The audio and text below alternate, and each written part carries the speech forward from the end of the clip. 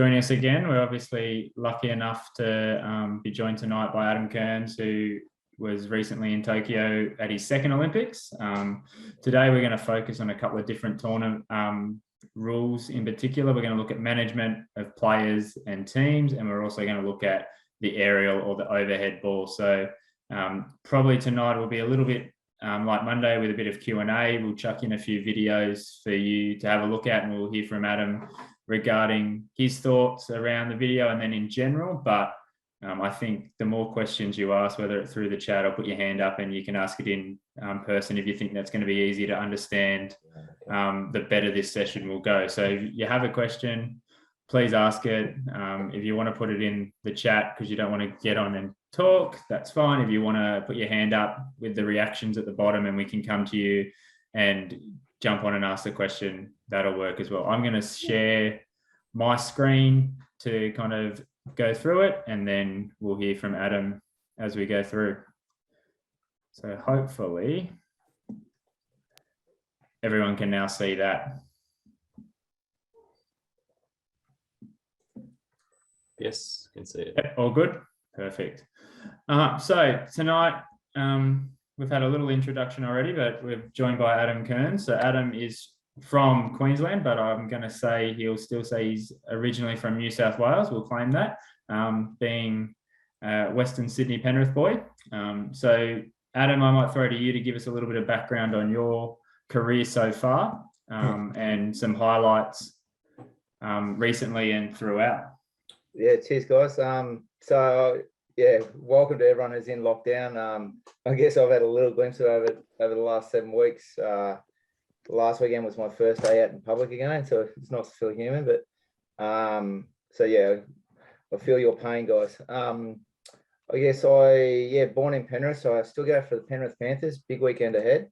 But we moved up to Queensland when I was about 8 years old. So Dad used to be involved in Sydney hockey and running the Nepean Association down in Penrith, and did a tiny bit of umpiring at a very young age. And then I think one of my first memories, Dad actually put me on an under-11 final when I was 8, umpiring it, and didn't know it was a final until they were all tied up at the end of the game. And he said, right, we're going to get an extra time. I said, what for?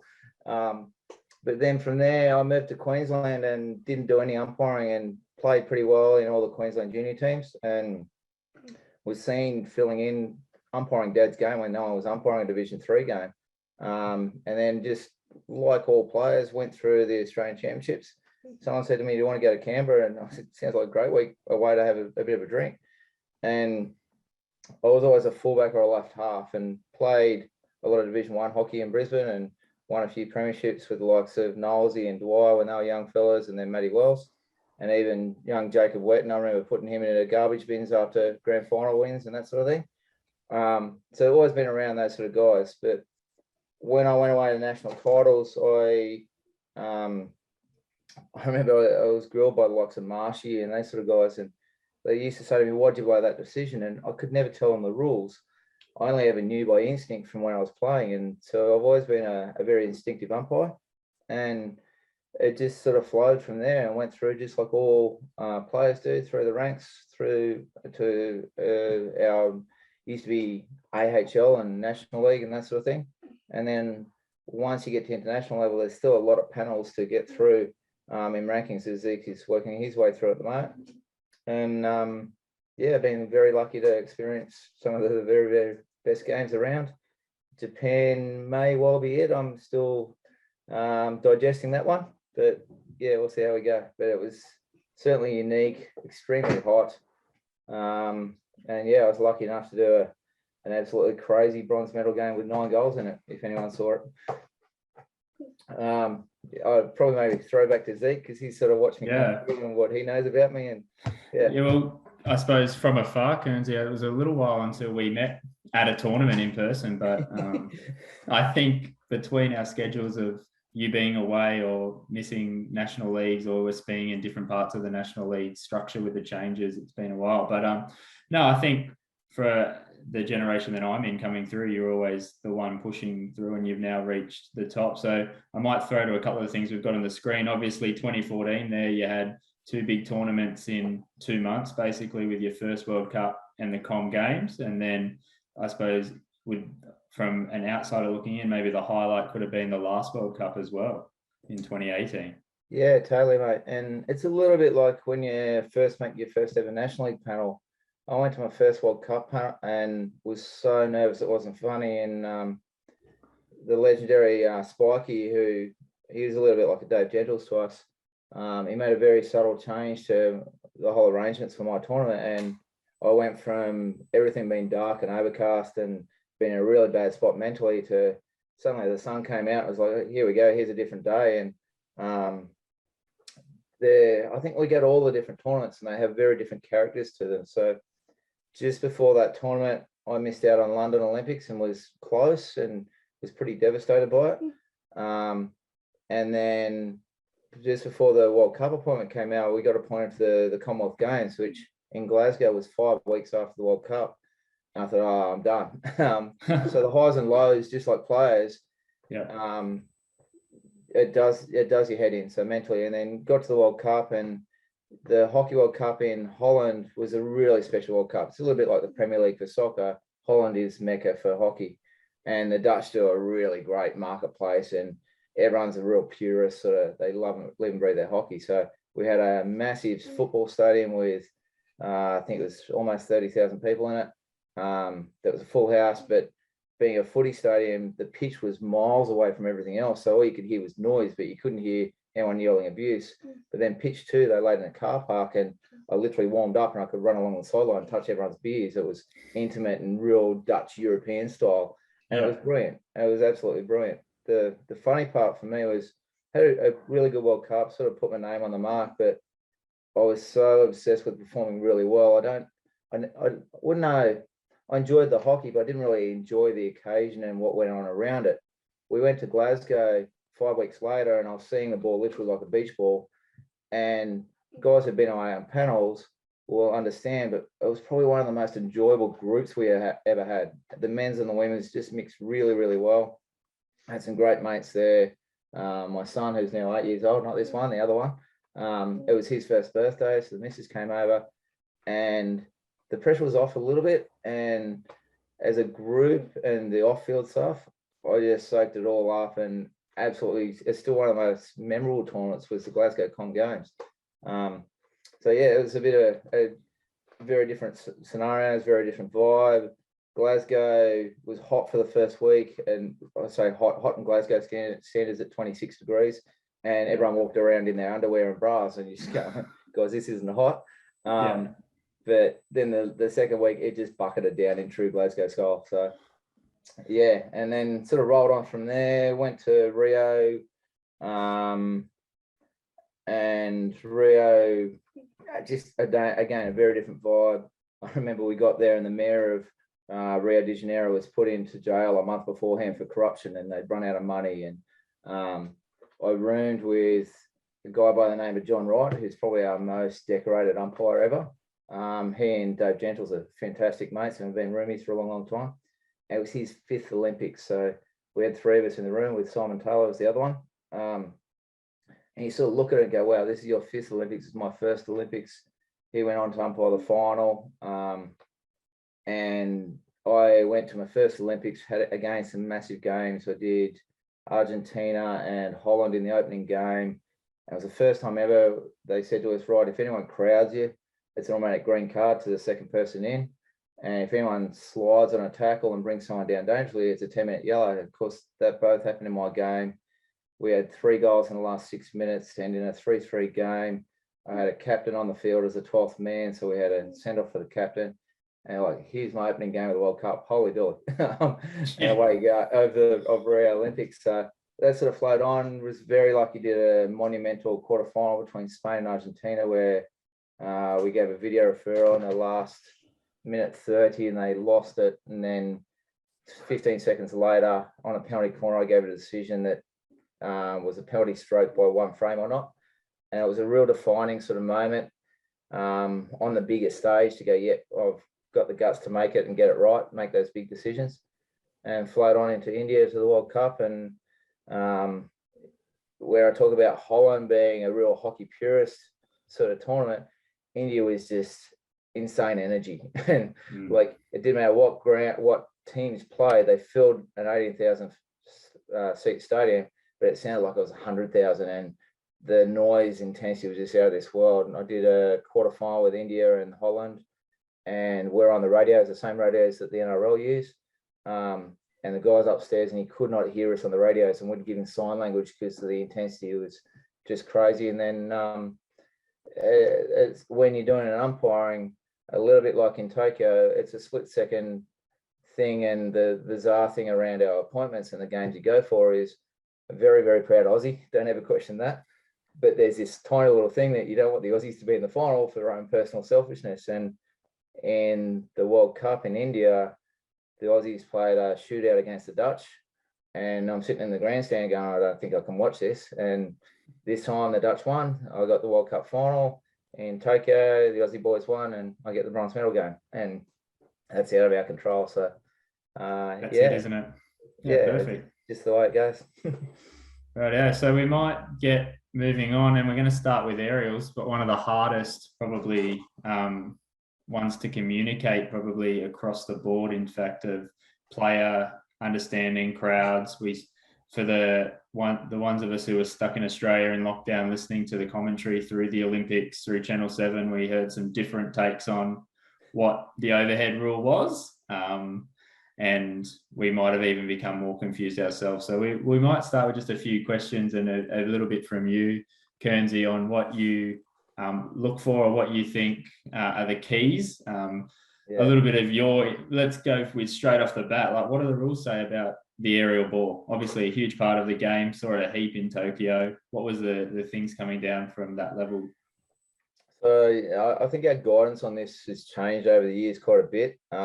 And we tend to have a bit of a rubber band sort of thing where they go, right, at 20 meters out before the ball comes down, we want you to make a decision. And then sometimes it gets a bit grayer, and there's no question in our sport that it's probably one of the most frustrating parts for everyone to understand. Players, umpires, TV, everything. Going into the Olympics, we had a heap of video calls where everyone dials in and we go and watch a bunch of videos. And there was about 30 videos that we watched across different things. And without fail, like Zeke mentioned, people got frustrated, and at times people got more confused about the aerials, and that includes the Olympic group when we're going to look at some of these videos. So it is very hard. I think some of the things you got to consider here is everyone's angle that they're looking at is different. So if I'm looking side on to something, judging if two people back to back here are 5 meters away is very, very hard versus someone looking at that other direction here and they got a perfect angle. So whether you're a TV commentator, a spectator, or a player, everyone has a different view, which is part of where this gets so confusing. As an umpire on field, when we're trying to make that judgment call, we're busy. You're often moving your head from way up the field to something just over here very quickly, with a lot of players moving at the same time to try and make a judgment call, where our rules board want us to make a call about 20 meters before the ball comes down. You tell me if you can spot exactly when 20 meters is as the ball's coming down. So we've got to be a bit real and go, right, how do we get this right? First thing first, get your position right. So you're actually in a good position trying to make a judgment. If we're not there in that right position, we're always going to struggle, because we're going to be moving. We're going to be moving our head at the wrong time, trying to work out where the players are. It just makes life so much harder. In my umpiring, the guys who've known me pretty well, I like to set really big standards really early so I can be lazy. I say that in a joking way, but if you set the ground rules up and you do the work to get yourself in the right position, you can make life so much easier. So that's part of where it comes to. Once the ball's coming down, a bit more detail. We're getting into an area where guys can put their sticks high up in the air, and I might touch on that a bit later, and whether they're an intercepting player, so they're outside the 5 meters and you've still got a right to put your stick up in the air, versus someone being here and stopping it and going, this is my ball. And then a question for everyone here, when is a player allowed to come inside the 5 meters? Is it when they touch it up here, the first time they touch it? Is it when it bounces on the ground? Is it when they've got it under control? What's your thoughts? Good question. So we're obviously looking for when someone can contest the ball when it's come down. So when is it deemed down and out of the overhead is the question here. And if someone's come in on the chat, Under control. Under control, yeah, ball is safely under control. And I suppose that opens up another thing, doesn't it, Kearnsy? What's control?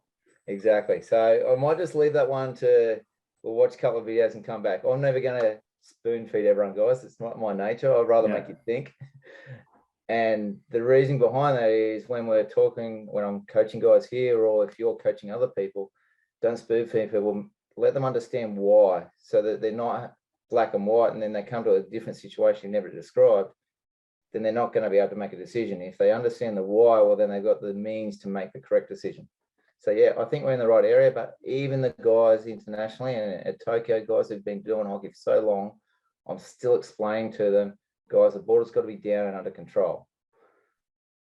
Control part's really crucial, and we'll talk about that a bit later. Yeah, definitely. So someone asked a question about the right position. Yeah. Okay, so the right positions so that you can make the best possible judgment, guys. So you're not chasing to get into a position so you can see something.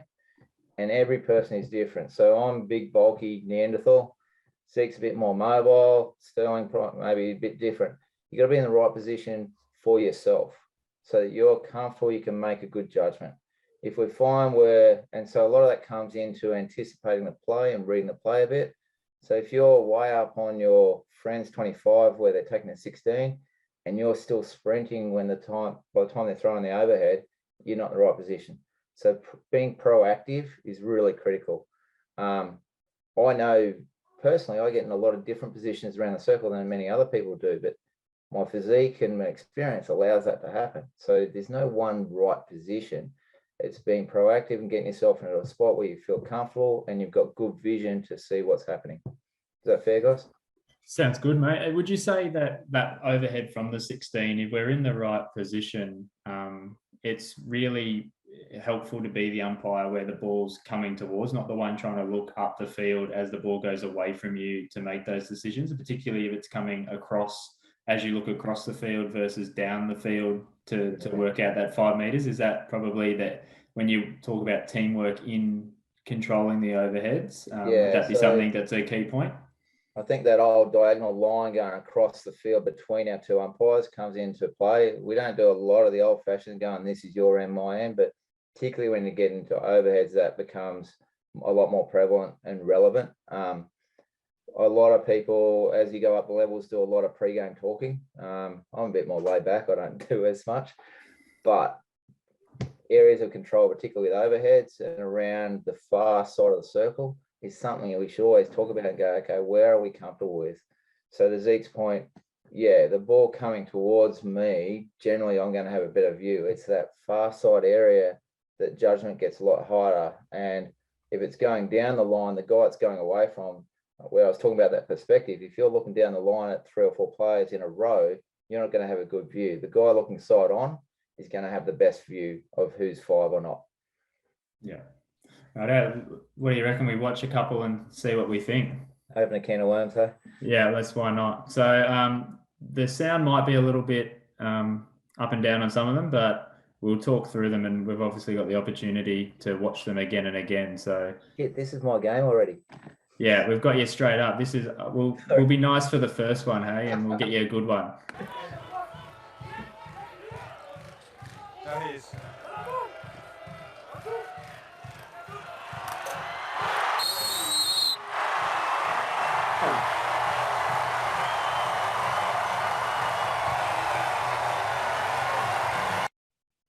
Right, so we've heard a bit from Adam. So does someone want to give us their thoughts on this one before we throw to Kearnsy? Just replay it for me again. Yeah, watch it again. Watch it again. And Have a for those thought. that are watching, I actually look to the stands to try and find where the ball went. He is. It's so bloody hard.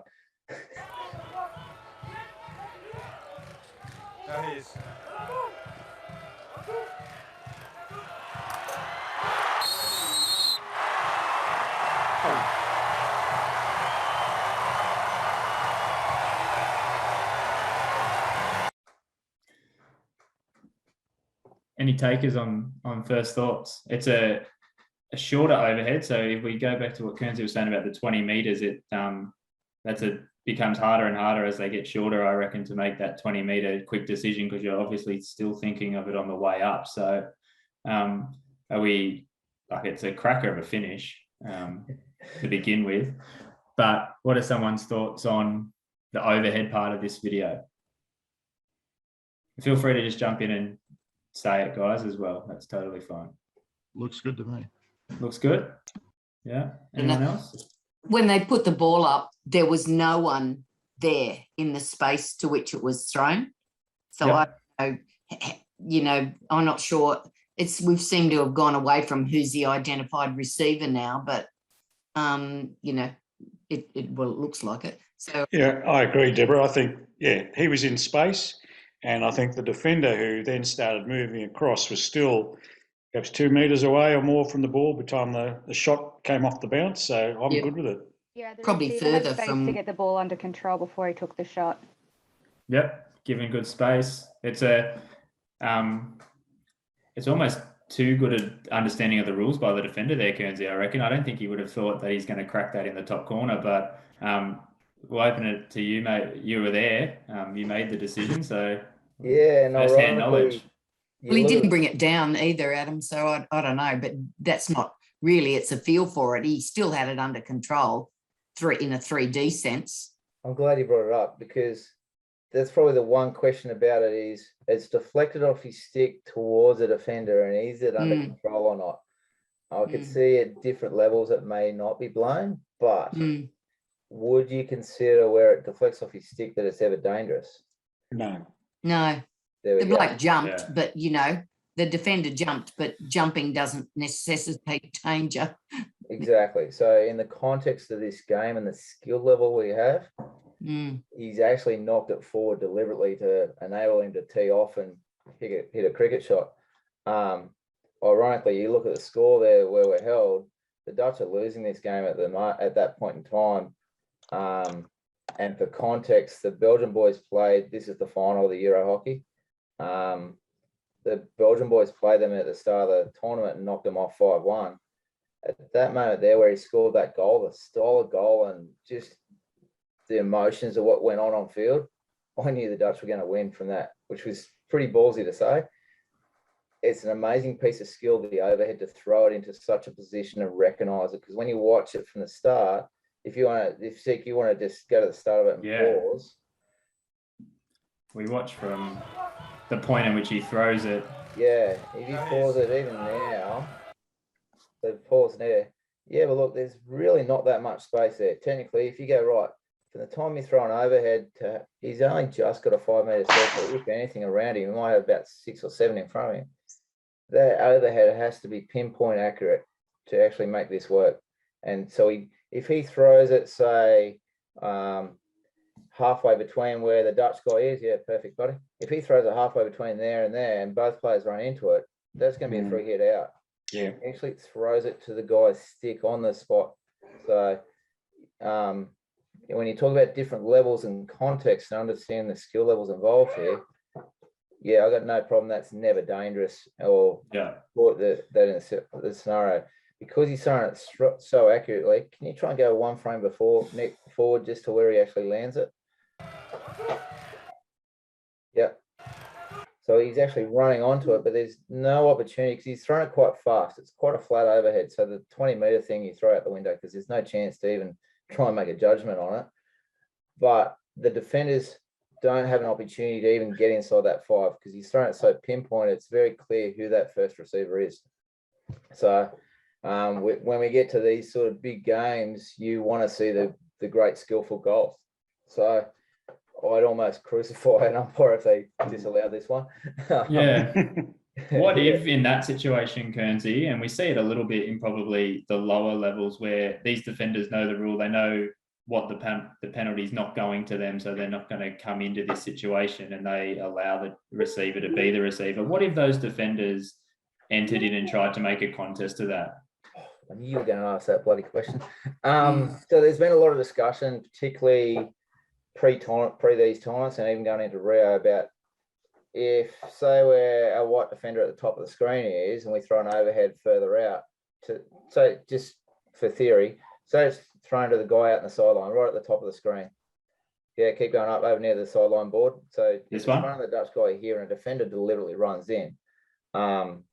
That's a whole different can of worms where tactically we know defenders at a higher level are trying to do that to stop them running into the circle. It's a whole different ball game. Our rule hasn't changed whether it's inside or outside the circle, or inside the 25 or outside the 25. So making that judgment is their initial first receiver, has someone run in, or are there two guys there at the same time? So that sort of ruling there doesn't change in that context. I'm just trying to read the note here on the chat from Colin. Okay, so the goalkeeper, there's a bit of a question here about the goalkeeper and expectations. The goalkeeper has no different rights to what a field player does. So if he's there clearly on his own, he's got the right to receive it. He's just got the right to receive it with his hands and his feet and everything else under the sun. But if there's other players around him, it's no different to any other defender with their stick. Are there more than one player inside the 5? Has the people lifting the ball thrown it into a dangerous situation? So that context doesn't change. It's only what the goalkeeper is allowed to use. Hopefully that answers that. Next question. Perfect. I just have a question on if the guy had actually run in and made that a contest, would you have given a free hit out or a PC or what? Because there was no real, you established the receiver only because he was throwing it to a space. Correct. So both of them could have run in? Well, hence where I was going before, that it's such a great piece of skill. There was no opportunity for a defender to run in. It's a flat, fast overhead. So I don't even need to think about that scenario because it was just too good. It's skill. Yeah. I suppose Zeke's going, what if? Yeah, exactly. And that's probably why I throw to the guy out in the sideline. If a defender runs in there, has he got time to run in? And that's where our judgment of the 20 meters away starts to come into play. Is the ball clearly coming down before the defender's got inside the 5? Well, then it goes against the defender. If the ball's still on the way up and sort of at the top of the flight, well, the defender's got every right to try and get in there. And that judgment call there is our directive from the rules board is at 20 meters out.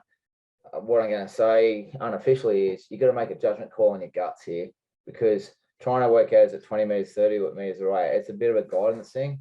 We're not perfect. We're human. And hence my commentary about, am I in a good position? So I've got a good line of sight where that ball's going to land, and trying to anticipate that to get so that you're not turning your head and going, where's the ball above my head? And you can't see the players. If you get yourself in a position where you've got vision about the ball coming down and the players at the same time, you're going to be able to make a much better judgment. Does that make sense? That's great, mate. Sterlo, did you want to jump in? We haven't heard from you. Kearnsy, I really love this video for a couple of different reasons. And one of them is I like to talk to our fellas when we use this video as an example about what would happen if one of those defenders near the top of the circle or the 7, if they were able to jump up and trap that. Yeah, right. Whether that's a good decision for them to do or not. And it's something we see a lot at this level of hockey. So if you can get your mouse, Zeke, and where you got the Dutch guy just in the middle of the circle next to the Van Doren, I think it is. Yep, those two. This guys. one? That's these two guys. So if Van Doren there in the white for Belgium, if he's good enough to put his stick here up in the air, and we see a lot of this at international level, these guys are getting really skillful to the point where some of them are actually deflecting a stick above their head to another player deliberately. So you got to respect the skill level, and we want to encourage good skill. So if you've got, I think it's Sander Devine's the one receiving it, the Dutch guy, and Van Doren's outside the 5, but he puts his stick up in the air to intercept it, that's perfectly legal. Okay, he's not creating any danger there. He's still got the right to play the ball. There's not, right now, there's not, and this may well change very soon. There's not like a rugby union scenario where a player can call mark or call I own this ball. We don't have that type of scenario. There's a bit of chat, and if they want to try and experiment with it.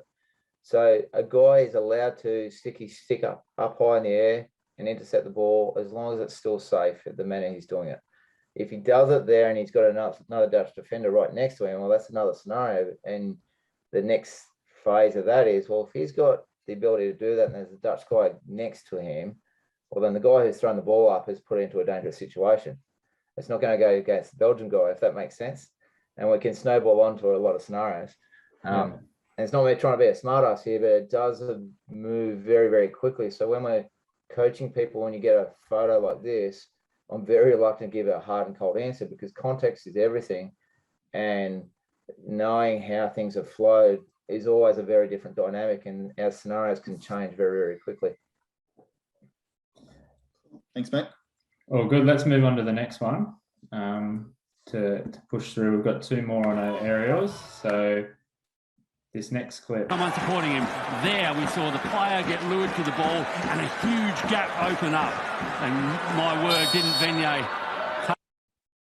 So a little bit more on that control of the trap. We'll play it again. Someone supporting him.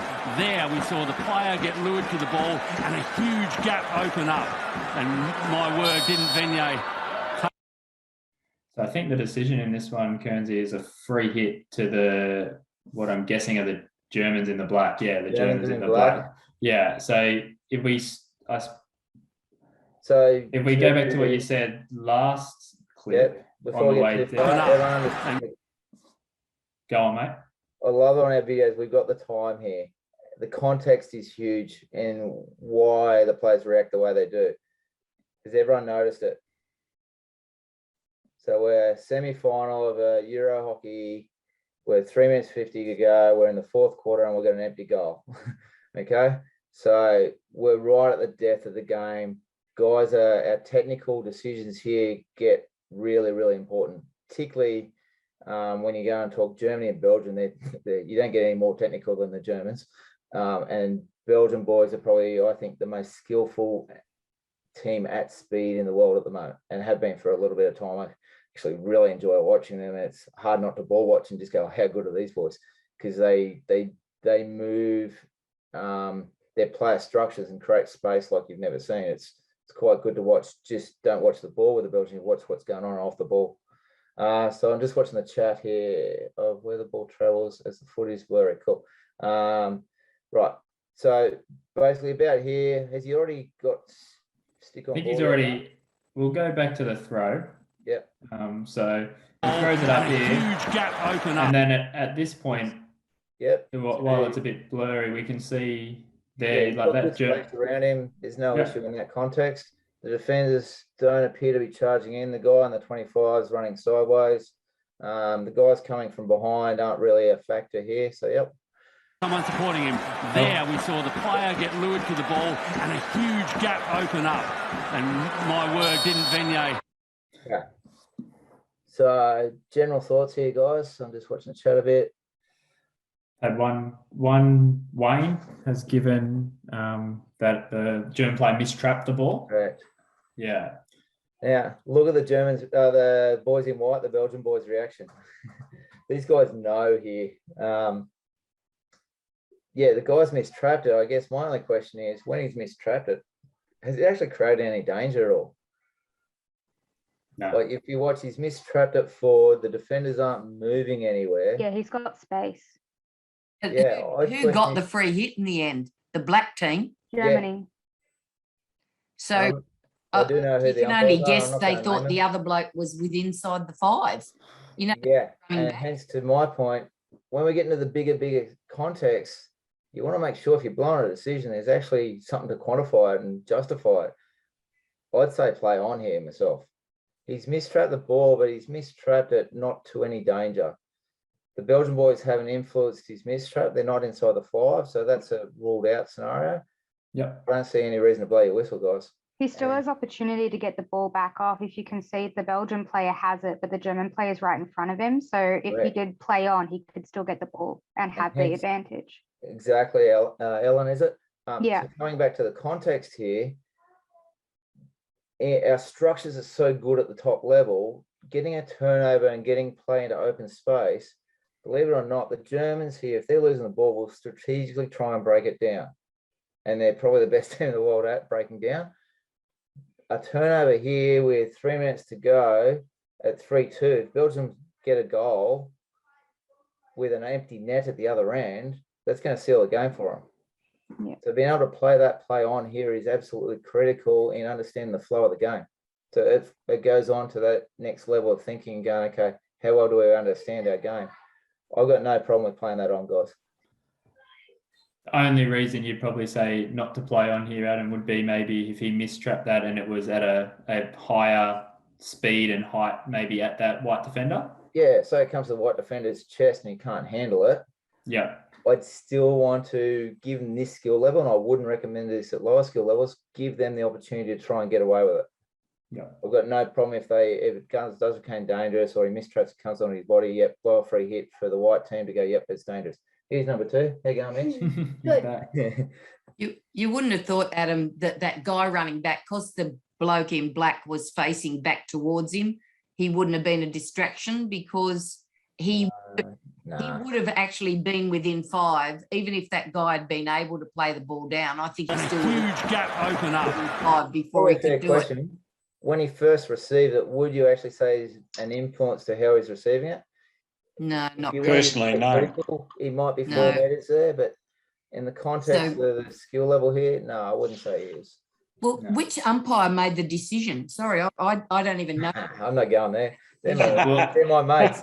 we won't give a No, name, but but I'm saying, it was it the umpire in whose half it was, or the umpire? I'd say when you look at the Belgian players, how they react, it's the guy on our right-hand side of the screen. And my word, didn't Venier take someone supporting him there?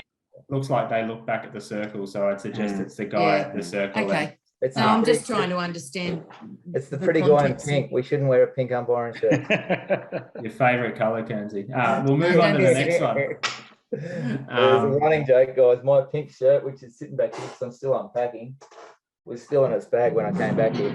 Yet there's other guys going around who only wear pink.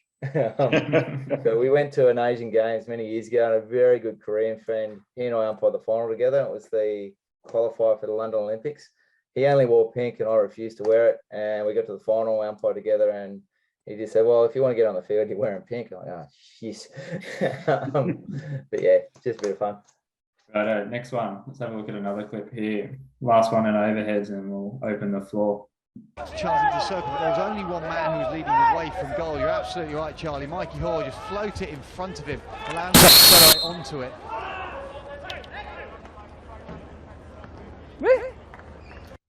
Right, so I actually raised this at the start, guys. Any thoughts on it?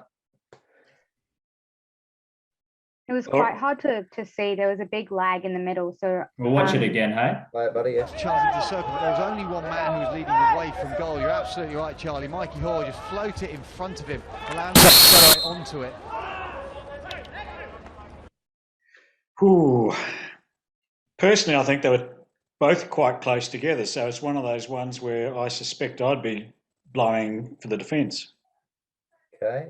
Based on the 5 Thinking or Based on the 5, yes, they're both when that ball comes down, they're both All right. within 2 or 3 metres. the here's team something who to threw the fact. overhead created danger because they didn't have a person receiving it that was in space. Okay. The 25 to the top of our dotted line, what's the distance there, guys? At the middle is 3. Very good. So it's always a good guide, and often people forget or miss that one, unless you're playing on country hockey fields and it's a bit smaller, or seeing some good ones around. Yeah, okay, I'm just looking at the comment. RG player isn't even watching the ball.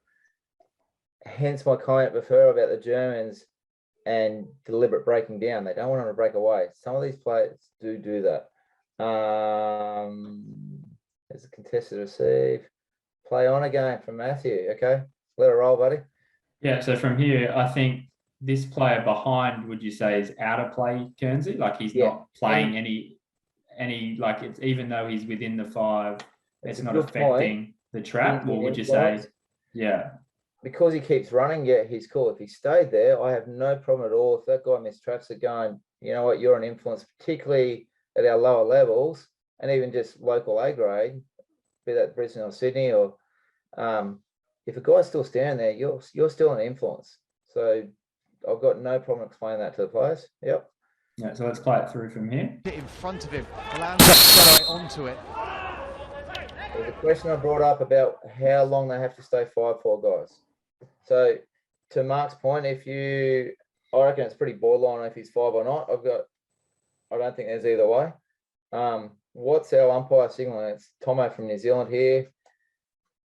I don't know what he's signaling, to be honest. I don't think that's it. That one's not in the book, I don't think. No, it looks so like he's Tomo- blowing a 16, but I don't know. He did signal to his left first and then threw up the other arm. Right, okay. It's a wide But- outside. But- I'm sort of looking, going, did he actually get the opportunity, did the defender to play the ball to the ground, or whoever that was? Thank you. It Who didn't said look that? controlled, no. Who was No, that, but he Ellen? didn't have a chance to play it down before the bloke in red turned Yeah, up. That's what I was fishing for. they Thank you. stepped into Yeah. space before he had control of the ball. There we Sorry, go. I'm So not if you're in being- hotel quarantine, guys, you'd now win a free bottle of wine because you got the question right in hotel trivia.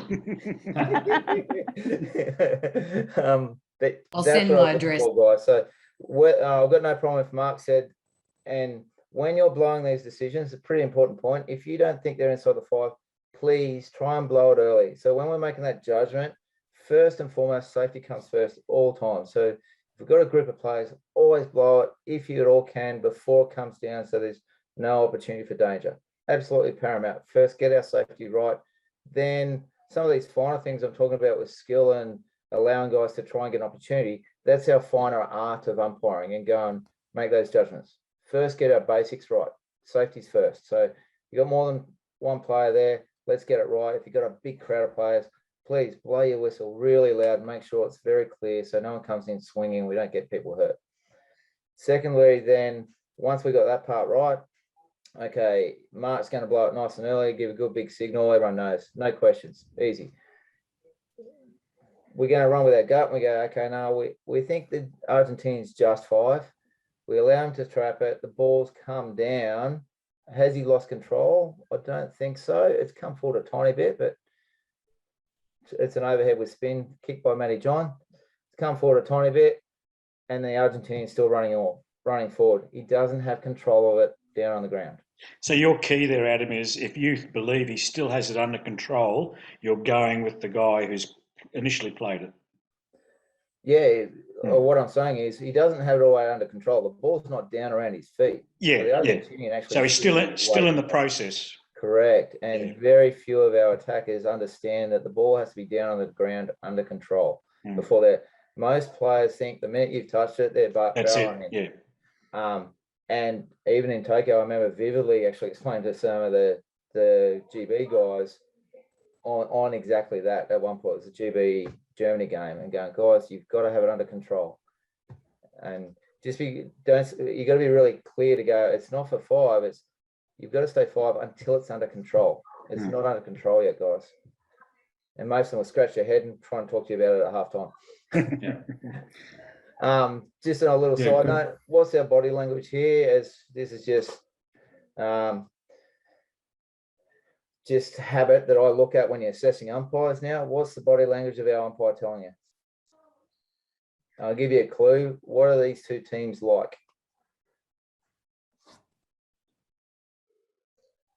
Well, I've not umpired them myself, but I'm assuming it's something along the lines of you're saying he doesn't exude confidence there. And we come back to that point earlier about signalling wide. We're getting mixed signals. The teams are pretty passionate kind of teams, I guess. That's an understatement. Passionate's a nice way to say it about the Argentinians. The Argentinians are as emotional as you ever get. So, and I don't expect everyone to understand the national teams. I'm hoping everyone watched the Olympics and saw a bit. Personally, I actually didn't see the Argentinians play. There's about 3 or 4 teams. I didn't even see them play. Sorry, I shouldn't say I didn't see them. I was their video umpire in the quarterfinal. That was the only game I saw them. The South Africans I didn't see. You go into a game here, you got GB. I hope we don't have any Poms on here, but the notorious whinging Poms. And you got Argentina. And something I've learned going internationally is we're terrible in Australia understanding history. There's a Falklands War connotation here. These guys have never liked each other. And we umpire all these European clashes, and not both Europeans, and they'll go, "I don't know about that war." I'm, nah. But we're often not aware of these contexts. But you've got 2 teams who are pretty in your face, always chatty. There's always stuff going on. They're hard teams to manage. I look at his body language, and it's going to be a bit harsh, but Tomo knows me well. he looks like he's had a hard day and he's had enough. The body, his shoulders are dropped, and he's just like, oh my gosh, it's got that bit of a feel about it. And some of these games, all day, you have to be on the front foot. So everyone knows who Wayne Bennett is. I hope we'll get some nodding heads. But he talks about being on the front foot, and I often go, am I proactive? A game like this, you can't just disappear. You've got to be proactive and very on your game and sharp the whole game to keep these guys' trust the whole way through. So it's just some other thoughts about managing games that go on there. Sorry, mate, I hijacked it. No, perfect. That's good. It leads us into our next couple of clips. So we'll talk about a bit of player management. Before we move on, is there anything else on aerials before we move on to player management? Yeah, so Adam, you said that a lot of players think that when they touch the ball, they can run in. They don't have to be 5 anymore. If you're already within the 5 and but you've let them receive it, do you still have to wait to contest the ball, or are you allowed to contest it before they've got it under control if you're already within the 5? Well, I guess by definition, if you've got 2 guys already within the 5 and one of those has been an influence on either other one, we've got a breach technically by the rules. Yeah, so then it's the team who threw the overhead has created danger, so you give it to the defenders. If they're both inside the 5 and that's your judgment, yeah. The only caveat I put on that is if there's a guy receiving it and the kid's behind me, he's inside the 5, but he's not trying to impact it and he's not making any noise. Well, yeah, technically he's inside the 5, but he's not influencing it. Yeah, so he hasn't contested the ball at all. Yeah, and like if the guy's in front of him or he's in his face, he's being a presence. Often we see attackers like the one we touched on before, they go past and they're still inside the 5, but they're not making noise, they're not trying to influence. I'd hate to see us start giving decisions for that. So there's an old saying that we all keep saying, don't go hunting. Yeah. Cool. Yeah, Adam, there was at the Olympics, there seemed to be a much stronger emphasis on the intended recipient than you might normally see. Is that a function of the level? There's a bit of a directive came through to us that we're not clear enough with a lot of the overheads, and the rules board. Remember I was talking about that 20-meter thing that was re-emphasized to us. There was a bit more emphasis on the ball over the back line, which in Europe you could almost do what you wanted with it. You could pick it up and throw it away, and it'd be a long corner. So there's a bit of chat about that. And it's funny, you go through the nations that tend to perform really well as umpiring nations consistently. So the South Africans, men and women, the Scottish men and women, the Australians, the Argentinian women, and we're all cultures that don't mess around too much. And we keep producing good umpires at the top. The problem Zeke's got, or if you come from Australia and go to a panel, you're expected to be good. You don't get a bit of a grace period. And because we come from so far away, and even more now with COVID, it's so hard to get an opportunity. You might only get one. And I even say at the moment, Queensland has a huge number of international umpires. There's guys here in Brizzy who can't get an A-grade game or an A-grade semi-final, an international badge. So the minute you get those opportunities, you've got to make the most of it. And that goes for people just getting to a national titles. In our current world, when we finally do get to a championships, you've got to make the best of those championships. And when I start talking about tournament prep, that first game you do, that first impression you give is so critical, because if everyone else has had a good game and you've had a so-so game, well, you got to umpire 5 times better over your next 4 matches to even be a chance. So it's a bit of a running joke, but I actually often get the opening game of the tournament and they say to me pre-tournament, what do you want to do? I said, I want to be involved early. I don't like sitting around. It's not healthy for everyone.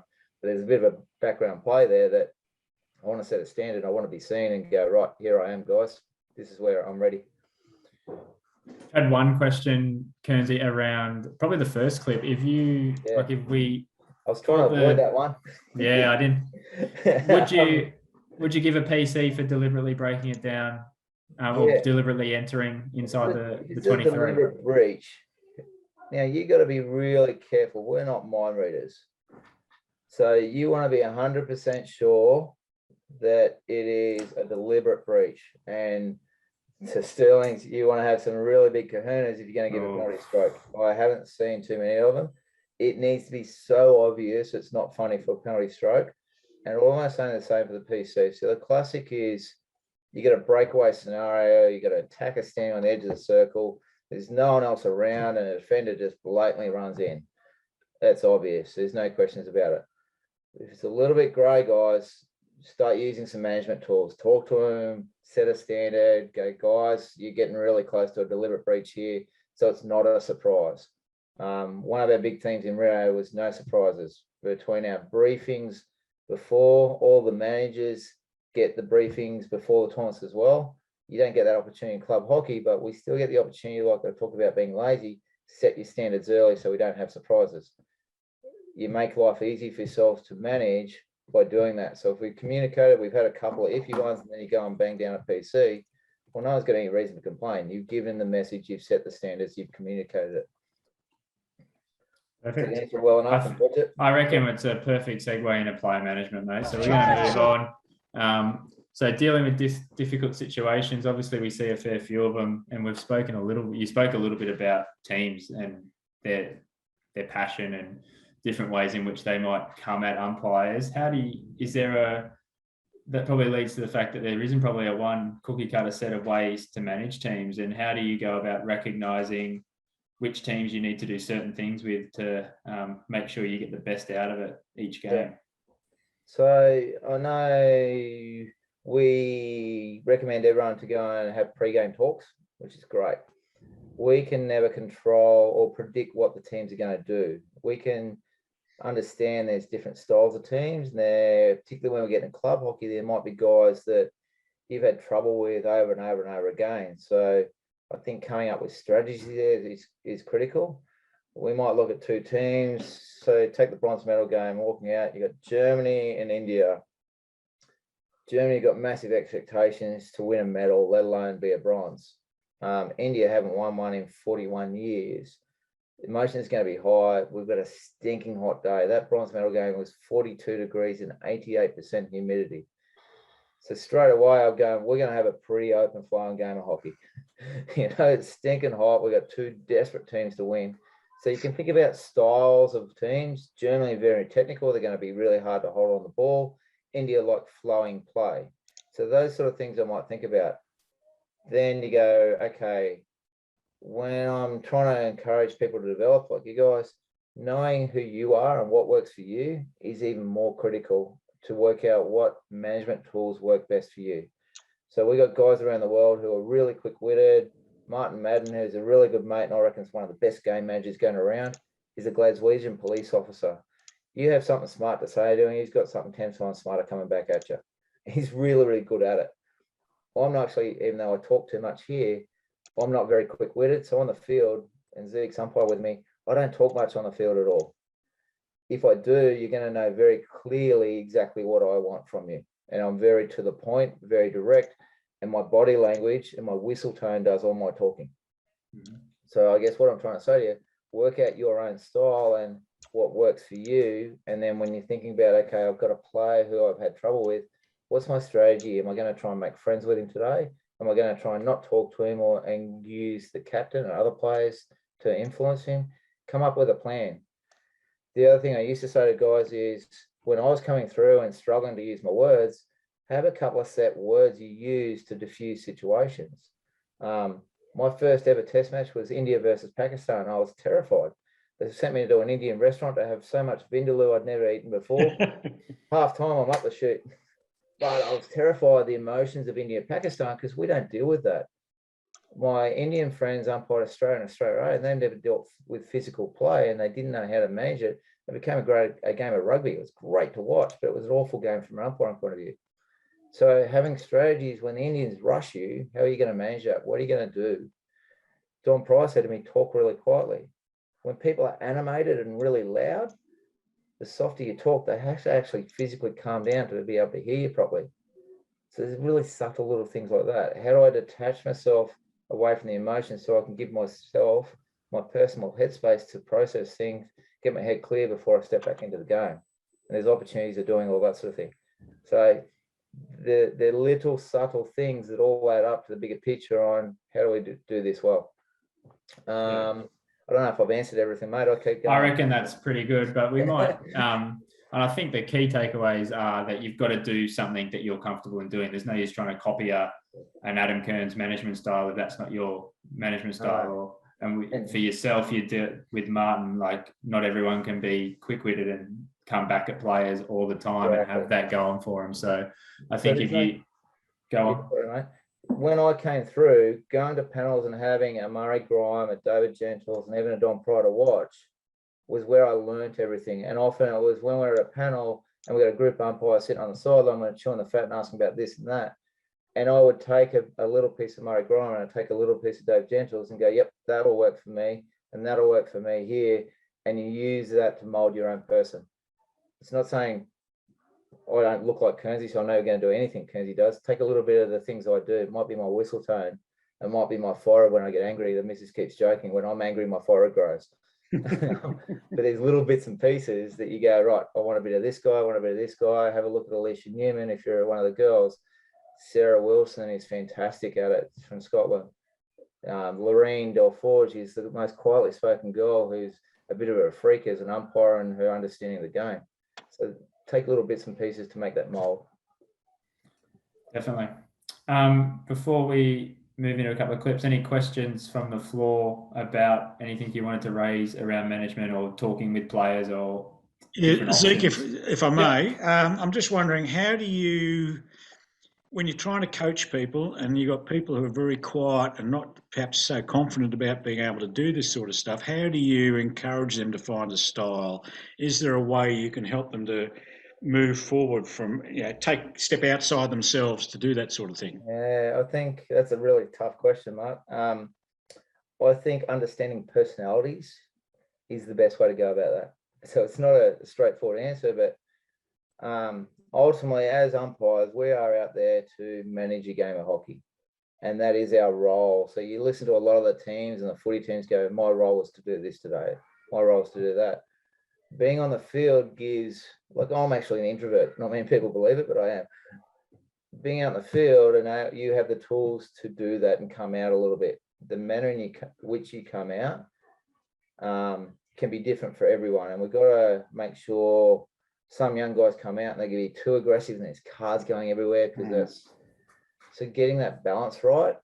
I think understanding the personality and going, okay, what's going to work for them? What will give them confidence? If they're not a big speaker, and like I talked about, I'm not a big speaker.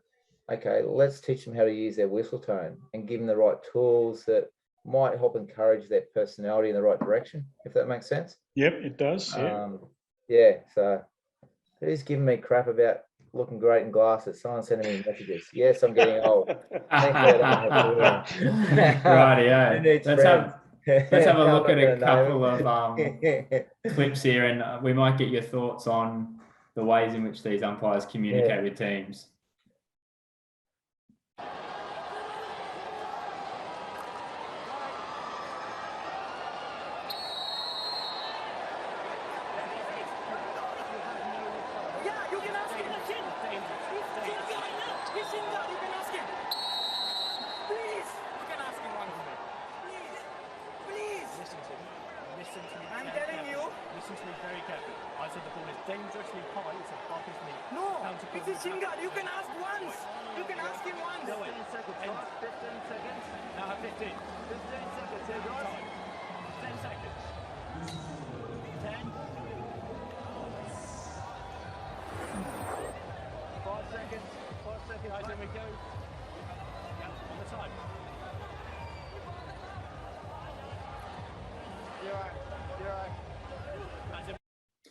So before we get to the management, danger or not, guys?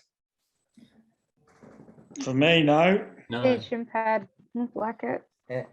Sounded like it. Looked a bit lower than knee height, but it was not all that easy to see. It looked a bit lower. I'm wondering if that's a positional thing too and where his focus was. Okay, good point. So when you're on the back line, guys, if you're right on the back line there, you're going to be moving your head very quickly and you're not going to have a full view.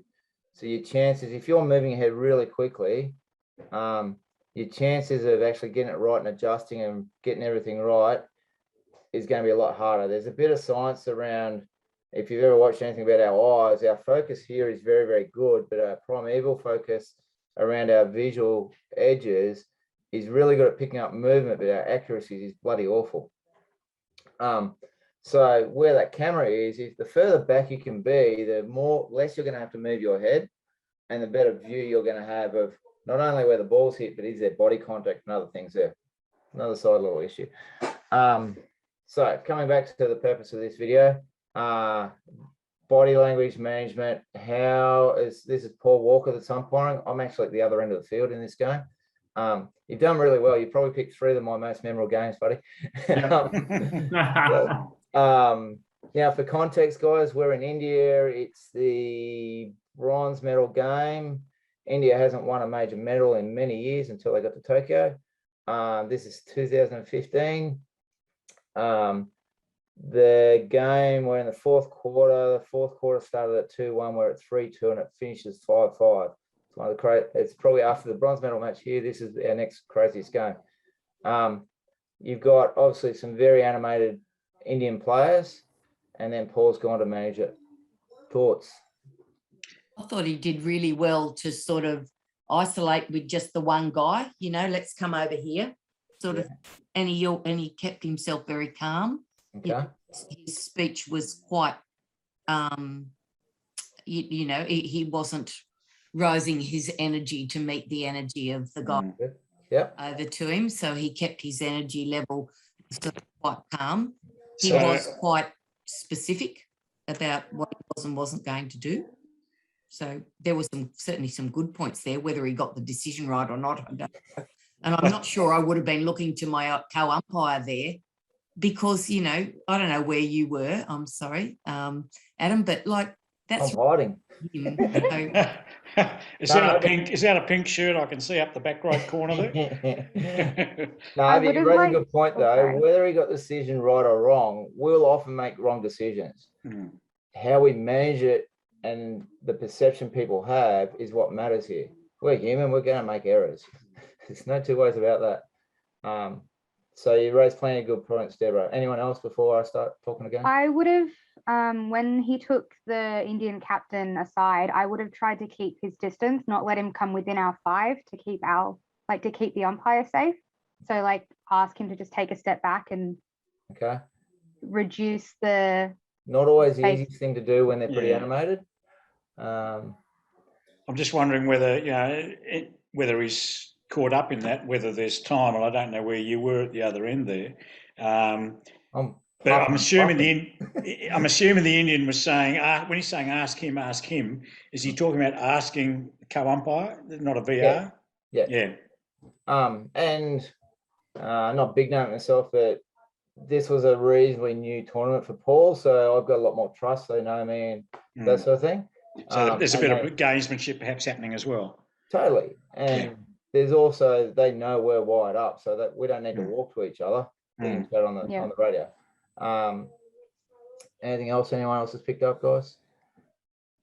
One comment has come through around, well, obviously you as a co-umpire have given Paul the 15-second call, reminded him of the next thing moving forward to kind of distinguish the break in that.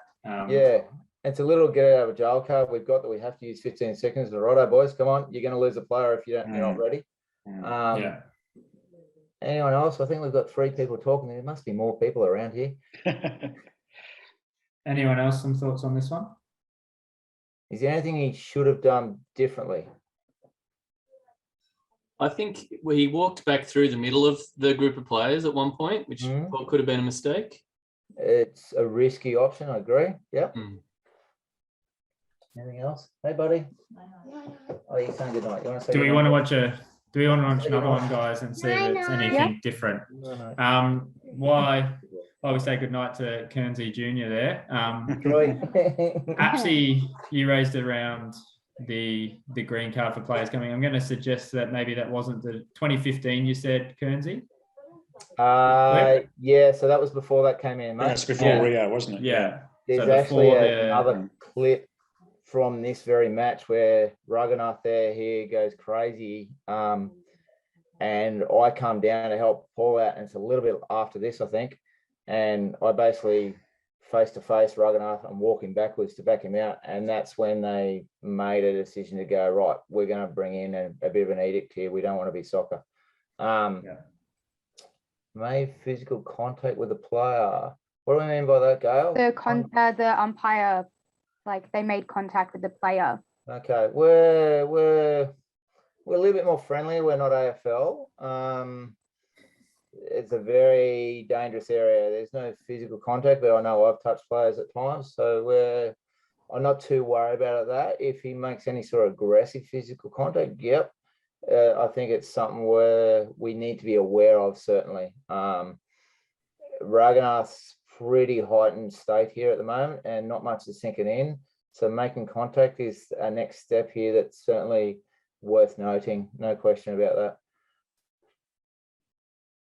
As in making contact was part of his management or didn't help? Oh, do you think Paul's making contact there? I didn't write it, but someone in the comments said that the umpire made no, contact. we should. Yeah, sorry, that was me. Yeah. I just noticed that he did actually make physical contact with the player. And to me, if you do that to a player, that in turn would then give them an indication that they could do it back to you. Yeah. Right. Yeah. That's why I brought up the trying to keep 5, keeping your distance, making sure they're not going to cause you any harm. Totally agree, guys. The minute you touch someone, they've then got reason to touch you. In fairness to Paul, the guy's so close to him, he can smell what he had for breakfast. So we don't want to see, if we move backwards, and this starts to get really instinctive here. If we move backwards, we're taking a step back and stepping back forward. to the player. So he's in a bit of an awkward spot in that context on what he can and can't do there. And Paul's not a big physical being. He's very quietly spoken English guy. And when we're to Mark's point, he's actually come well out of his shell in how he's managing this. This isn't his persona off the field. He's very, very quietly spoken. And the poor bloke had to room with me in this tournament, which was just like yin and yang. So I think Deb talked earlier. He's actually done a very good job how he's spoken. He's very calm. He's very, very clear to Raghunath that he needs to calm down, and he's very clear on what his messaging is. So come back a little bit. I think most of us agree got the decision wrong. That's going to happen. What he's then done to manage it, he's done very, very well in his talking. He's been very clear. Raghunath's on a very fine line here. If it was me and he spoke to me like that, he'd be very lucky to stay on the field. Every player and umpire is different on what is their limit, is what's acceptable to them. So I'm not going to say yes or no. My concern is there's 3 Indian players at the start. We often now go 1. And I think even if you don't have the 2-player direction about green cards locally, you go and do that, everyone knows I only want 1 player. And then if you have more players come into you, pull your cards out and start giving greens. I will highly recommend it, because being crowded is very intimidatory. It's very intimidatory, and it's just not acceptable in our game. I think somehow he's got to work out how to calm down Raghunath a little bit more. It keeps going a little bit. If I want to be really critical, it keeps going. He's trying to get the message through, and Raghunath's, he's heightened, he's angry. And you've got to get him to stop so he actually listens. So that little bit I mentioned earlier about talking quietly, he's doing a bit of that. You got to have your own strategy here on how to bring him down. He's not going to listen. Well, okay, I'm going to go to the next level. So overall, I think he's done really well. Bring the captain in. I've got a feeling Raghunath is the captain here. So you got another problem. It's a fair point though. He did end up walking away from him in the end. He does. So I think the end result, he's done quite well given the situation. With 6 minutes to go and no one knew what was going to happen in this game, it just gets bigger and bigger by the moment. Just reading the next comment from Tracy. Yeah, and that's where we're getting a really hard. I keep coming back to context and understanding what's going on in the game, why people are reacting the way they are. It often gives you perspective on what you might do to manage it. And we get to points in games where you can do everything under the sun and it's not going to work, and you've got to go to your pocket. But come back to your point, Adam, there about, and we talk about is eye contact and all the rest of it. I think the key point there is the fact that you talked to him and said 15 seconds helped break that whole connect going on. Yeah, told him that's enough and they were going to continue. Yeah. And so Just a team umpire teamwork thing. Yeah, and we are colleagues. So you go back to the dark old days of umpiring, we didn't have radios and you're on your own and you stuffed up, good luck to you. We are a team now, and not just a team of two guys on field. The video umpire is a huge part of our teaming, giving confidence to the other guys and helping out, as is our reserve umpire. I think I had 3 games where I had 12 players. I had question on if we had 12 players on the field in Tokyo. You're so busy, I can't count them all. Guys, can someone count, please? And yeah, we are a team to support each other, and recognizing when your mate's under a bit of trouble, or how can you help him, or just back him up and go, yeah, mate, it was the right decision. Do you need me to come down or something like that? The other thing, when we're starting to talk about radios, guys, there's a real art to how we use our radios correctly. Talking when the player's going in front of them or as a penalty corner is going on doesn't work. You got to pick your moment, so you talk to your guy. The other thing that I do quite deliberately is I'll use the guy's name if I want his attention, because we're talking to players and then you're talking to other people and then you start talking and rambling on. It's just noise in the background of your ear. So when you actually want your co-umpire's attention, you go, right, Ellen or Deborah, it was a foot. But if you say their name first, people switch on and go, oh, wait a minute, someone's talking to me. It's quite important, the art of how we use our radios, and not talking about the footy and who's on the sideline that you're looking at and all that sort of stuff, which we're terrible at doing sometimes. But when the moment's there and we need to switch on, that's critical for us. So anything else, guys, on that one? It's a pretty interesting one. It's actually a really good example. I think we'll maybe put a different view on what we've said in the next one. Yeah, this one. So this is probably a different way of communicating that might not be maybe as effective. So we'll watch this one. Hopefully the sound links in with this one.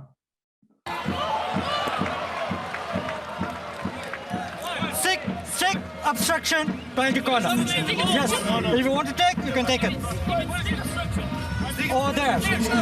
When he was turning, it was the stick obstruction. Over there. You want to take it? Do you want to take it? One. Do you want to take it? Do you want to take the video? Okay. One minute, you guys get lost. Come here.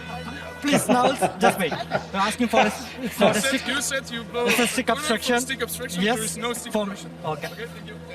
Just wait, please. Please wait. Kun? Gago. Kun? Gago.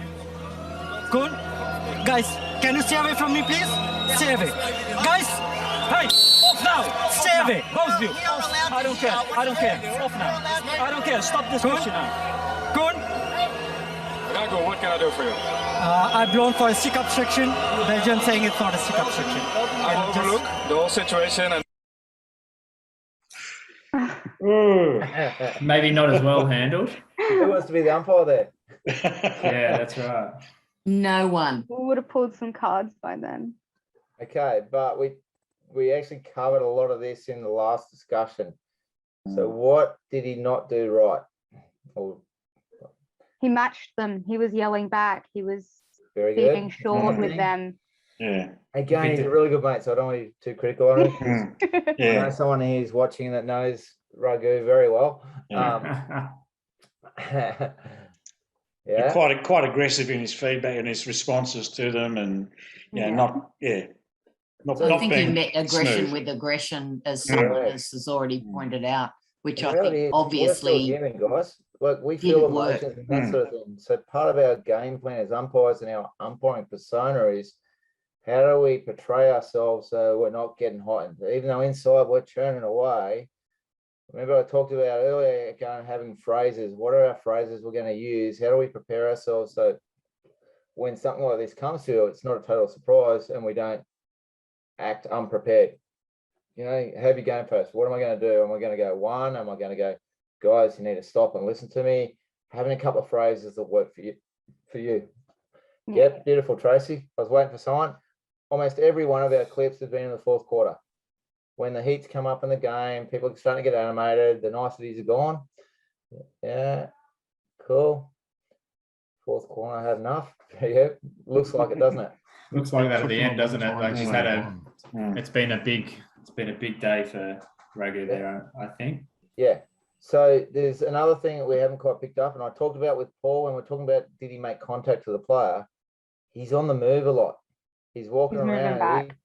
He's trying to avoid him. Things aren't working for him here. He's tried Every a couple time he of steps things. back, they step forward, and it just escalates. Correct. He's got a crowd of players. He goes one, but then he continues talking when he's got 4 around them. Was it the second umpire that blew the loud whistle, or was that him? I couldn't see. I think the soundtrack fell out a little bit, so I'm not I think sure. it is him in the first place, and then I think its rule comes down to help him out. Yeah. Eventually, yeah. So And it looked like he actually had to, which was really like in some ways a bit undermining. But then they followed the second umpire as well. Yeah, they then followed it's a him. really good point about our co-umpires and making sure we support them, but we don't undermine them. So we can never let a game get out of control. And if you have to step in, you step in. But there's a bit of an art on how you step in and not make them look like fools and actually support them. Okay, and that takes a bit of time to get that one right. And I've got it wrong at times and been criticised for it. You gotta do that again. It's another one that comes from within and getting that right. It's something you got to practice a bit, and it's not something you can just set up a moment to go and practice. But making sure we're supportive but not overriding is really important. I think I'm a big one. If I say I'm going to do something, do it. So when he goes one player only and he continues talking when he's got a crowd around him, I think that's a bad thing. He needs to go, guys, I'm not going to continue talking until there's one. And if there's more than one that stays here, I'm going to pull my cards out and pick the closest one, probably the captain, and go, right, you're going. And we're not going to deal with anything else till we've got that calm down and into a position where I can now go and communicate what I need to. And that's that setting a standard game. He's walked around players, so he's running around a little bit and he's trying to avoid the people he doesn't want who are coming at him. I don't think that's very good.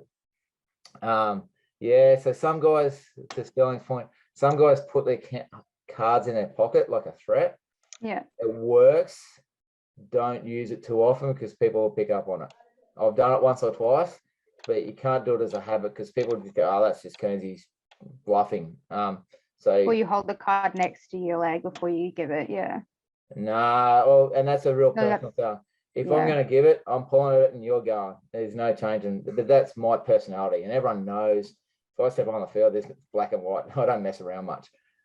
Ragu's trying to be nice. He's tried to walk around. He's tried that a little bit. And then you watch where he is now to the point where Mark Knowles gets involved. He grabs a good 5 or 6 meters here, and it's starting to snowball a little bit. And players sense this, almost like that animalistic instinct. If you're on the run a bit, and there's some really famous videos in old school where guys are being charged by Indians and Pakistanis, and they've actually run away, and it just snowballs. They keep running, and it's awful to watch. It's really, really bad. But we all have a moment in time where something like this happens, and until you have to deal with it, you don't know how you're going to react. And the flight or flight response that we have instinctively comes into play. And some guys go, right, I'm going to butt heads and I'm going to pick a fight. And other guys go, I've got to get out of here. And until that moment happens, you're never going to know how you're going to do that. To Deborah's point, they're both down a green card. Yeah, I don't know the context why those green cards were. That's the referral. Don't quite understand. Is that the referral? Yeah. Oh, I see 2 green dots above each team. Referral. Yeah, cool. Oh, is that the referral? Oh, right. Yeah. Sorry, I thought they just had a player off with the green. Apologies. Yeah. Okay. And I guess cards or not, maybe there's been instances like this. Again, we talk about constants where they've had impacts like this and you've already gone one. Well, if that's already happened, well, I've got a few around me of the Belgian boys. I'm going to dish the first one straight up. And again, setting that standard so we don't snowball, because a lot of the time we get a bit of a rubber band effect. You get a little bit happens here, and then another one happens here a little bit, and then another one happens, and each one gets a little bit worse. If we don't set that standard really early, it gets really hard to pull that rubber band back. Happy's iPhone's got their hand up, wants to talk. I think Happy wants to have a chat, so the floor's yours, mate. Sorry, guys, just my mistake. That's all good. Oh, okay. No worries. Thanks, mate. Happy. Nice to meet you. Anything else there, guys? It's Do you think really, it comes a bit down to that cultural thing as well for this gentleman, where while they're passionate, they're not necessarily going to, I don't know. Well, he's actually used to passionate players, like we saw the he is, but Indian he's he Like, comes from come a up. culture that doesn't like conflict a lot. So for him to deal with this comes less naturally than it does for me, if you like. And that's why, again, where we're talking about different people and what works best for them, there's some things we've got to work on really well, and there's other things that come a bit more naturally, and everyone's got their own strengths and weaknesses, and we need to understand that for ourselves to get to our best. And okay, what tools do work for me? Where are my strengths? Where are my weaknesses that I need to work on? Very good discussion, guys. Some good points. And I think these two kind of polar opposites of different ways to deal with it. We saw Paul come in with a little bit more authoritarian, out of his shell, and then Raghu he's tried to move around and massage the situation. It probably hasn't worked out for him in this case, where it could at some other point. We've got one more here before we go to just a bit of open floor.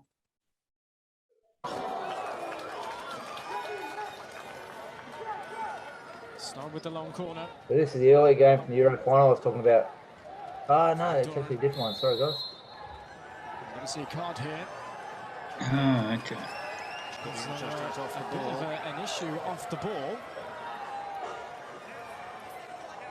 Number 4, come here. Yeah. No. Okay. Yeah. Just yellow. Yellow for each. Gareth Greenfield's made the decision. They were both foul play off the ball. Interesting. I do wonder whether in the future whether we should be able to use video for this. It's so difficult for the umpires to see everything off the ball, and whether if they think a bit of foul play might have happened, whether it'd be worth using some video replay. Here you can see it around the top of the circle. Does everyone see the context of what we're talking about off the ball yet? Does anyone want to watch it again? Yeah, because I want to see what just happens after this. Who are the teams? It's GB and Belgium in orange, and Belgium in white, and the Dutch are in orange. And I'm trying to work out if we're in we're in Belgium, so it's Belgium. And they're not friends. This is Belgium. the red team didn't look like they pushed back. They just looked like they were trying to get forward, and white was the one that initiated contact, but it was hard to see. Yeah, have a watch here. Two very highly skilled teams that have played a lot of big matches against each other. Very close marking, isn't it? Always. You can see here where the orange defender's stick is and what he's doing with that arm. While it looks like he wants to get his stick down on the ground, I think this is very good gamesmanship around how to be in touch marking, is what he'd probably call it, and his coach would call it. But yeah, so and then you see this is the first look. So Mark, this will show what comes through afterwards. And Doran. I'm going to see a card. Very dramatic ball. Game fourth quarter, guys. Yeah, fourth quarter again. Okay. Yeah. Hilarious though that the Dutch guys Interesting. decided to fall over. You know, Oh yeah. just in case he Great thought I might action. get away with not getting sent off here. So, is that the end of the clip, mate? No, I'll watch it. We'll play it through and watch the management again now. The ball. Number 4, come here. Yeah. No. Okay. Yeah. Just yellow. Yellow for each. Gareth Greenfield's made the decision. They were both foul play off the ball. Interesting. I do wonder whether in the future whether we should be able to use video for this. It's so difficult for the umpires to see everything off the ball, and whether if they think a bit of foul play might have happened, whether it'd be worth using some video replay. Here you can see it around the top of the circle.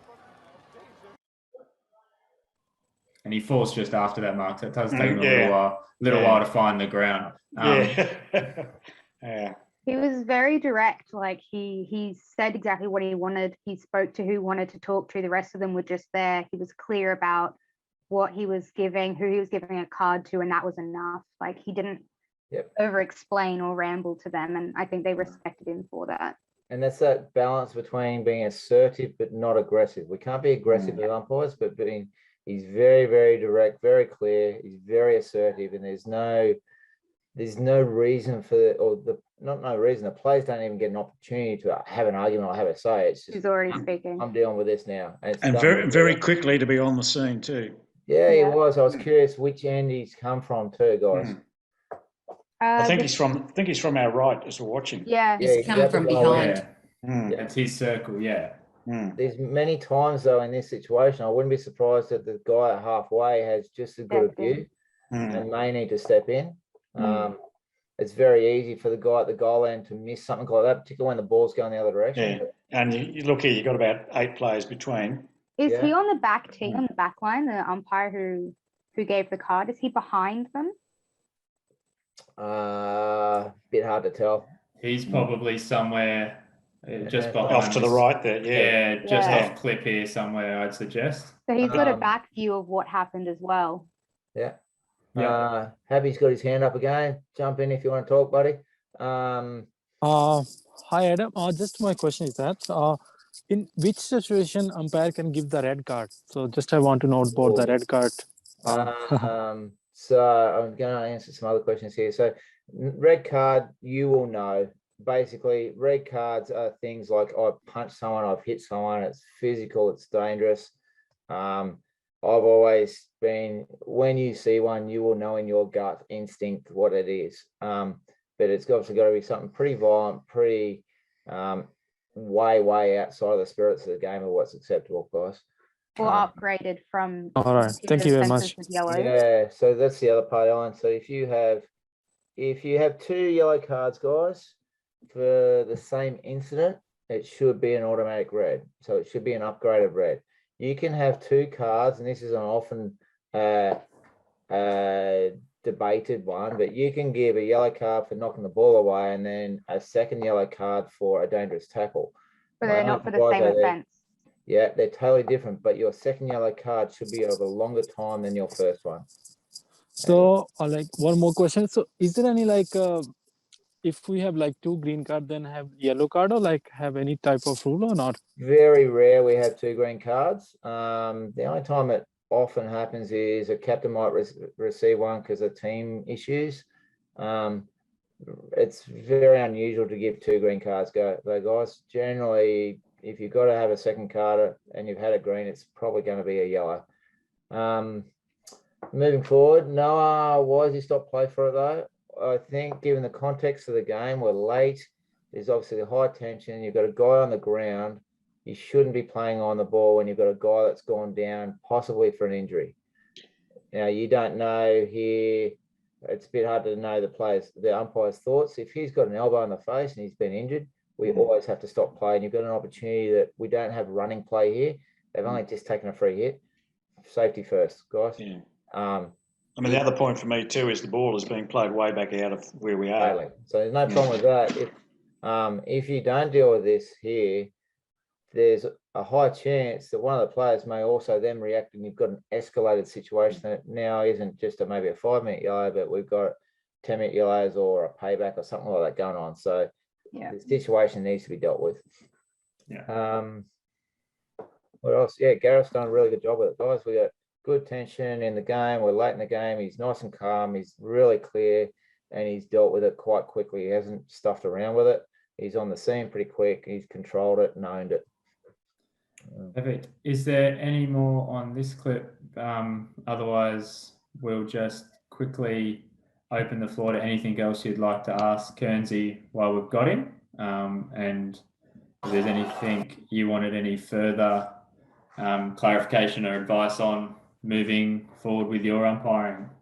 So if you can use the chat, just jump in, go for your life. I've got one fancy for you. Adam, it's Deb. Sorry. Sorry, Deb, we might go to, I think it was Matt first, and then we'll come back to you. Yeah, it was. What's your go-to whistle? Oh, my go-to whistle. So most of the boys internationally use the Fox 40 minis. I've always used the classic for some reason. Some people love to have different colors. Some pick the white one. If you've got a white and a red team, they have a white and a red on each hand. I've just gone black. Old school. Yeah, but I don't see too many people not using a Fox 40. It's sort of what's accepted around the place. If you want to get really technical, the Fox 40 mini, slightly less decibels than a classic, but if you're on a cold, clear night, sometimes I'll go to the mini instead. Yeah, the other thing is I'll probably hold mine a bit differently. I don't even know where they are. They've been packed away because I've got no intention of using them in the near future. A lot of guys have them around a wrist. Some guys hold them just as a single whistle. I do something that I don't think anyone else does, where I have one whistle connected by a couple of key rings, and the other one I actually hold with my pinky here. So when I want to point, I'm holding it with my pinky and I point and use my hands. Snap. I don't know, don't even know where I came up with that. It's just evolved. Yeah. So there's no right and wrong. Just don't drop the bloody thing, and always carry a spare in case you do drop it. Adam, I was going to ask you, given that almost every one of these situations that we've seen has been in quarter four, what do you guys talk about on that 2-minute gap between Q3 and Q4? Not a lot. Well, given that, you know, game situations, do you just remind each other, you know, no reminder? It's a fair question. Sometimes, look, when we talked about with Paul Walker, and I said the 15 seconds, sometimes you help your mate out to cue them in on what's coming and what do you expect. Sometimes you might have seen certain players in back play pulling shirts, and there's something that you need to talk about going, hey, I'm aware of this guy, or this guy's been an issue. Or sometimes it's, I can't wait for a beer. But it's just trying to make sure, one, when we talk about managing ourselves in the game, it is humanly impossible for us to concentrate for 70 minutes of hockey. So where I talked a little bit about when we engage and then we disengage ourselves, we've got to give ourselves mental timeouts at times. If you've got a game where, like, I think we've all done games where maybe all the goals you give are at your end. So how do I buy myself time out? It might be in a penalty corner where I drift away a little bit and I get away from the circle or get away from the players, and I have a look at the stand just for, oh yeah, it's a sunny day or there's someone good looking over there, and just give yourself that half a mental time out is really important. And then you come back, okay, we've got 5 seconds to go, switch on for penalty corner.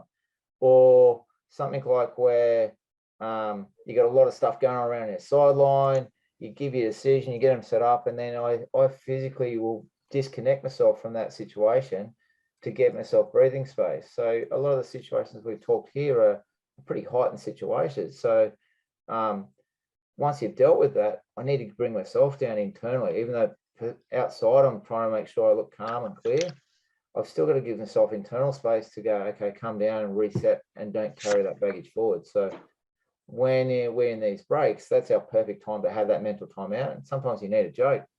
Hey, buddy, you're wearing a bit. You want me to come a bit closer, or just something like that, and give ourselves that breathing time. So again, context is everything. What's going on in the game? If it's 10-0, we're going for a beer. If it's 5-1 and the game's just falling apart, well, okay, am I watching for one team to get frustrated because the game's got away from them? Little bits and pieces like that. And it's feeling, it's context, it's intuition. It's the vibe. Yeah, it's the vibe. Grab the game by the balls. If it's getting out of hand, I'm gonna lay down the law here. Or wait a minute, we've had 3 greens. We've just lost 2 referrals, so we're back to old school because we don't have video referrals. So we need to be pretty smart. We've lost 2 referrals, but we still got our umpire referral. Don't tell your mate, hey, don't forget we can still use that. Little bits and pieces like that. So just reminders for each other, maybe. It's just we're there as a team. Cue in. It's still, I think we talk about a lot of these series and stuff, and for young guys coming through, they go their first panel. I could do this, I could do that, I got to do that. And I talked about my first World Cup versus the Commonwealth Games. We've still got to enjoy the occasion.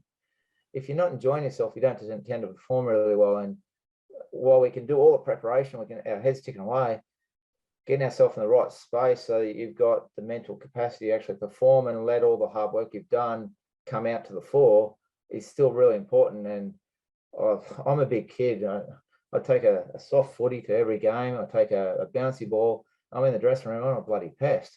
And it's many times it's intentional, because throwing a ball around gets people interacting. It loosens us up. I've got a bit of hand-eye coordination. And that's what works for me. So yeah. Ella's question. Yeah. Open to changing your mind after a decision? We always stick to original decision. No, we're not perfect. And I think one crime, and you pick your moment. There might be teams you're going to change your decision, it's going to create hell. But humility often goes a lot further than just being pig-headed. So you get a decision wrong, or you've got a mate comes down and goes, hey buddy, you got that wrong. Being pig-headed and just going, nah, stuff you guys, I'm sticking with it, versus going, well, no, boys, sorry, my mate's helped me out. I've actually got that wrong, will get you far more kudos and respect out of any player by going, you know what, boys, sorry, come back. Yep, it's okay to reset. And it doesn't matter the biggest moment. I had a monumental cock up in the bronze medal game in the first quarter. I don't know if anyone saw it. Right at the end of the first quarter, we had a few little things go on, and we had about 5 penalty corners in a row, back to back. And the Germans finally lay it off, and they have a shot, and it hits up high on the keeper, and I blow it for too high. It's actually the second shot. And the guys say it to me, and I don't know if I can pull up a clip. I might be able to do it. And the Germans say it to me, and you can see my body language go, oh my gosh, what have I done here? So I actually talk it through with the co-umpire. I say, wait a minute, guys, just give me a bit of space, walk it over, talk it through with the co-umpire. I go, yep, get the decision right. We had to do a replay. I've never done a retake in my life. Ironically, during the tournament, we talked about what situation this comes through. And, all right, boys, yeah, we normally have a bully. Okay, it's a penalty corner situation. So after it's a penalty full time, okay, it's going to be a retake. Guys, sorry, I've stuffed up. Said to the Indian guys, sorry, I stuffed up. It's a retake. And they're like, oh, yeah, okay. But they didn't blow up at me, even though it's a big game. That humility can go for a long way in stopping people reacting the wrong way, but also going from there. Thankfully, there was a half an obstruction on the next corner. And the minute I saw it, I'm like, yep, we're out of here.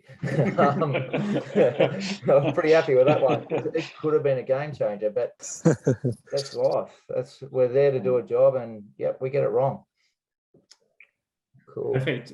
Well, if there's nothing more from the floor, we've spent a long time talking about this, which has been awesome to get your insight, Kearnsy, and it's always good to hear from that direct word of mouth that's coming down from a tournament like the Olympics, and it's just been on. So if anyone has anything else, otherwise feel free, if you get something that you think of later on and you want to get Kearnsy's thoughts, don't be afraid to reach out through either your association, or we can give you some ways in getting in contact with him, or through I've got a Facebook page, guys, called what's your corner, so yeah, I don't know if I can share it on here maybe, but yeah, Kearnsy's Corner is on there, so if anyone wants to send messages, by all means, while I'm still around. I think I'm a big advocate. Living for Hockey's around, and the mental space everyone's going through at the moment, I think, is reaching out for mates and taking care of each other is critical. And the other part with Living for Hockey, we really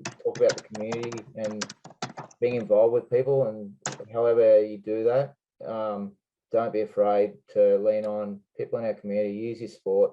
It's like we talked about going to Tokyo originally when we were in Rio, and everyone wanted to go there because the Japanese were going to put on such a show, and it very quickly shifted when we all had beers when COVID first hit and going, oh, okay, it's all over. And then once it started looking like it was going to happen, the discussion in the World Umpiring Group was, we hope it's a real celebration for humanity. And by the time we're, as a group of hockey people, not just players and umpires, we're extremely grateful we're able to do it and to give people the opportunity to be able to watch the Olympics and that sort of thing. So I think where that coming waits, guys, when you finally do get the chance to get back on the field, be really grateful for that and enjoy the moment, enjoy being able to go and do what we love doing and have a run around and have a beer and that sort of thing. So I think that's really important. Also very passionate about those sort of things. Yeah, thanks very much, mate. And hopefully I'm sure you'll have a well-earned rest and get back into it when we get into some hockey around the grounds sometime soon. But thanks, everyone. That's the end of the Hockey New South Wales Hockey ACT series of webinars that we've had over the last few weeks, and it's been a really good one to end on. So enjoy. Hope everyone's safe, and we'll hopefully be back at a tournament soon.